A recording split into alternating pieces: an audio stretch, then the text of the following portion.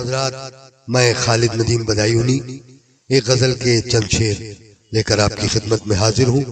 मुलाहिजा फरमाएं कि हमें फितरत से हटकर देखना है, हमें फितरत से हटकर देखना है, हथेली पर मुकद्दर देखना है, हथेली पर मुकद्दर देखना है, और हमें कद से निकल कर देखना है, हमें कद से निकल कर देखना है। तुम्हें क्या बंदा परवर देखना है, तुम्हें क्या बंदा परवर देखना है। और कहां से राह निकली है वफा की, कहां से राह निकली है वफा की, सलीबों से गुजर कर देखना है, सलीबों से गुजर कर देखना है।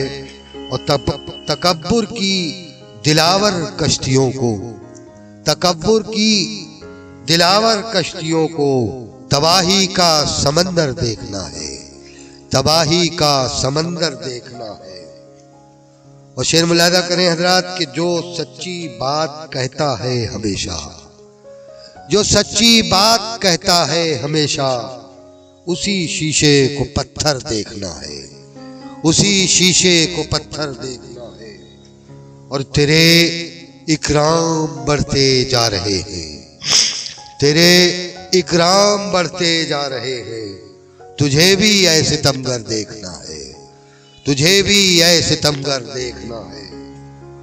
और तबस्सुम से मैं नावाकिफ हूँ अब तक, तबस्सुम से मैं नावाकिफ हूँ अब तक, मुझे भी मुस्कुरा कर देखना है, मुझे भी मुस्कुरा कर देखना है। हमें फितरत से हटकर देखना है।